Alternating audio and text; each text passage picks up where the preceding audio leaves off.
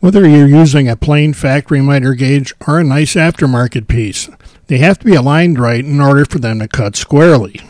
The problem is that there's two easy ways of doing this, but only one of them's actually right. And it might surprise you that the correct method may not be the one that came in the instructions with the miter gauge. And just to get this out of the way, you'll notice that I've got 3 saw blades ganged up. And this is just so it's easy to see this in the overhead shots. The angle of this blade is important, and I wanted you to be able to see it clearly. And no, I would never run a saw like this. On virtually any table saw, we can adjust the blade to try and get it close to parallel to the miter slot, and we can adjust the fence on the miter gauge. What we can adjust is the miter slot itself. That remains constant no matter what we're adjusting. The procedure we describe here works just as well on the fancy aftermarket miter gauges as it does with the plain Jane stock factory models. If you want to make perfectly square crosscuts, you have to adjust the miter gauge perfectly, and there's only one way to do that. If we keep the wood against the miter gauge fence, when we move the miter gauge, the wood follows the slot perfectly. It has to move in that straight line. There's just no other way for it to happen. If your blade is perfectly parallel to the miter slot, this first way of setting up the miter gauge will work. The problem is that your blade is not perfectly parallel to the miter slot. Very few of them are. Unfortunately, a lot of instruction manuals, including those that come with miter gauges, will tell you to just take a square, put that against the blade, and then true the fence up to the other arm on the square. Many of them describe this technique because they know it's very easy to do and you probably have a square. But there's a problem here.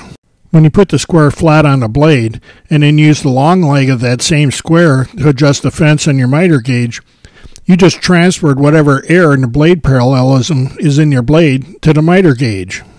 And that just guarantees that you're holding the wood at an angle to the miter slot, the one thing that we know goes straight all the time on a table saw.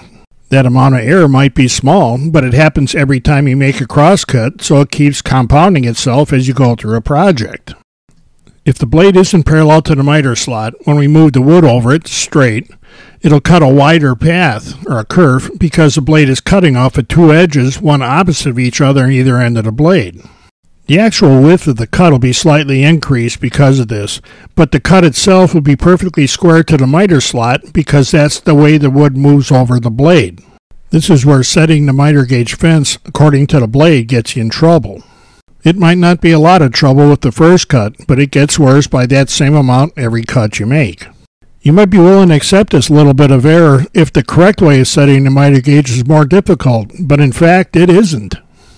All you need to set the miter gauge right is a square with a long edge on it, like this 14-inch artist square that I bought for about $4 at an art store.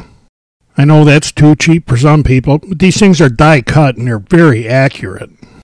You're just going to have to get over the cheap part. To use this artist square, you put the short leg against the miter gauge fence and then align the long leg with the edge of the miter slot. That length makes it very easy to see when you have it right. Lock the fence in that position and you're done. I've arranged a felt pin that'll stay stationary, like the cutting edge of the blade. First, I'll push the wood through with the miter gauge still set up at the artist triangle so that it's square to the miter slot. And you can see we got a nice straight line down the edge of the board. Now we'll re-square the same miter gauge the supposed easy way with a square and adjust it to the blade.